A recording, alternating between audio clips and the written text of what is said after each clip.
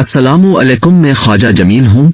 आप YouTube channel सियासत और सहाफत देख और सुन रहे हैं।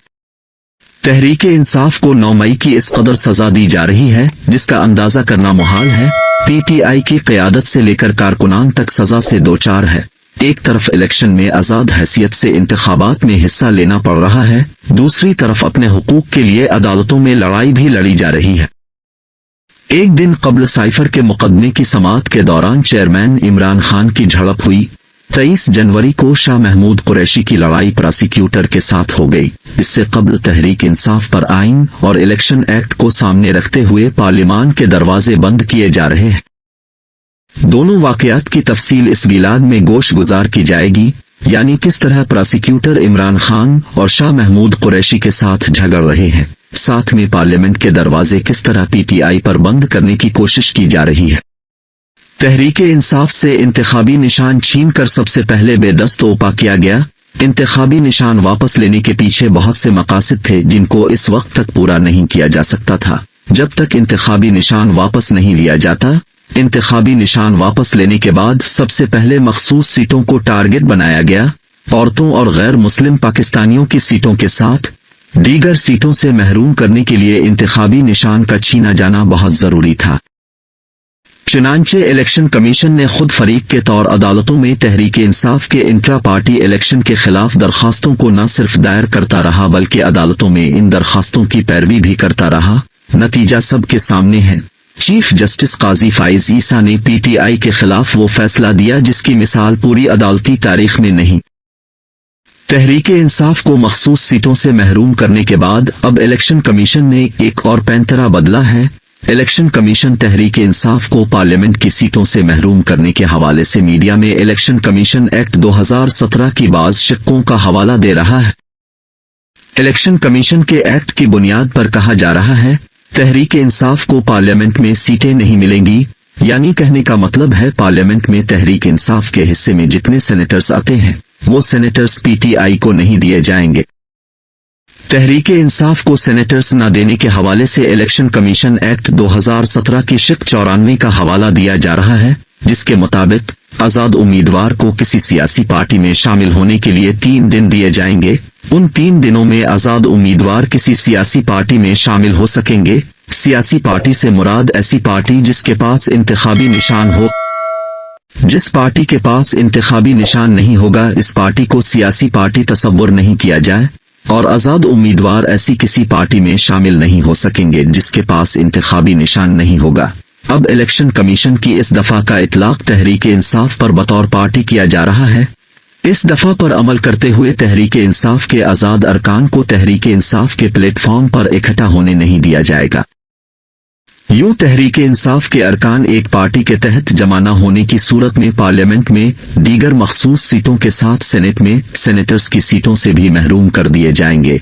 इस तरीकाकार को बरोए कार लाने से तहरीके इंसाफ की पार्लियामानी कुव्वत न सिर्फ कम होगी बल्कि पीटीआई की पार्लियामानी पार्टी के अरकान की तादाद में आधे से ज्यादा कमी वाक़या हो जाएगी। चुनांचे इलेक्शन एक्ट की इस शिक के इतलाक के हवाले से इलेक्शन कमीशन के जराए तस्दीक कर रहे हैं।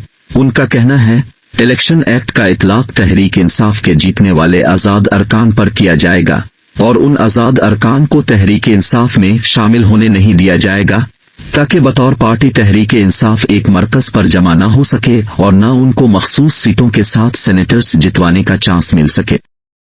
दूसरी तरफ साइफर मुकदमे में प्रोसिक्यूटर पहले इमरान खान के साथ झगड़े में मुलव्वस हुए, फिर शाह महमूद कुरैशी के साथ पिंगा लिया और उनकी बात के दरमियान में बोल पड़े, जिससे शाह महमूद कुरैशी को तप चढ़ गई।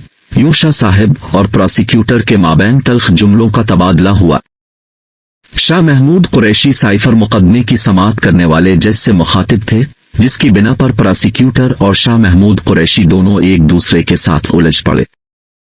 बात इस तरह पेश आई, शाह महमूद कुरैशी ने साइफर मुकदमे की समाअत करने वाले जज से अपने कागजात नामजदगी तस्दीक करने के हवाले से बात की थी। शाह महमूद कुरैशी चाहते थे 3 हलकों में उनके कागजात नामजदगी की तस्दीक हो जाए ताकि उनके कागजात को मुस्तरद करने का कोई बहाना रिटर्निंग अफसरान को ना मिल सके।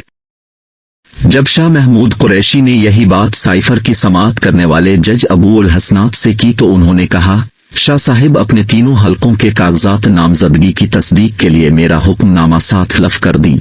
आपके कागजात नामजदगी कबूल कर लिए जाएंगे।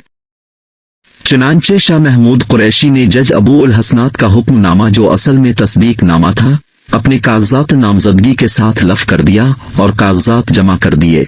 मगर शाह महमूद कुरैशी के कागजात नामजदगी पहले रिटर्निंग अफसरान ने मुस्तरद किए, फिर ट्रिब्यूनल ने मुस्तरद किए। इसके बाद अदालत ने भी उनके कागजात को कबूल करने से इनकार कर दिया। वजह यही बताई गई, शाह महमूद कुरैशी के कागजात नामजदगी तस्दीक शुदा नहीं है। चुनांचे जिस वक्त साइफर की समाअत शुरू हुई तो शाह महमूद कुरैशी ने रूस्टर पर आकर जज अबू उल हसनात से शिकायत की और कहा, जज साहिब, आपकी गारंटी देने से मेरे साथ हाथ हुआ है। मेरे कागजात तस्दीक न होने की बिना पर NA 150, NA 151 और PP 218 से मेरे कागजात नामजदगी मुस्तरद हो गए हैं। मैंने आपसे कागजात नामजदगी की तस्दीक का कहा था, मगर आपने कहा मेरा हुक्मनामा अपने कागजात नामजदगी के साथ लगा दो। आपका हुक्मनामा साथ लगाने के बावजूद मेरे कागजात नामजदगी मुस्तरद हो गए। शाह महमूद कुरैशी की शिकायत सुनने के बाद जज साहिब ने कहा, शाह साहिब, हमने कानूनी तरीकाकार मुकम्मल कर दिया था, कागजात RO ने मुस्तरद किए हैं। शाह महमूद कुरैशी और जज साहिब में मुकालमा जारी था। इसी दौरान प्रोसिक्यूटर दरमियान में बोल पड़े और कहा, मुकदमे की कार्रवाई आगे चलने दें और गवाह का बयान रिकॉर्ड होने दें। प्रोसिक्यूटर के इस तरह बोलने पर शाह साहिब गुस्से में आ गए और कहा, मैं अपने बुनियादी हुकूक की बात कर रहा हूँ, ये बीच में क्यों बोल रहे हैं? तुम ऊपर से आए हो, कौन हो तुम? तुम्हारी औकात ही क्या है? इस पर प्रोसिक्यूटर रिजवान अब्बासी ने शाह साहिब को भी जवाब में कहा, तुम्हारी क्या औकात है? यूं एक दूसरे पर तल्ख जुमले कसते रहे। जज अबू उल हसनात दोनों को खामोश कराते रहे, मगर दोनों हजरात में ठीक ठाक जुमलाबाजी हुई।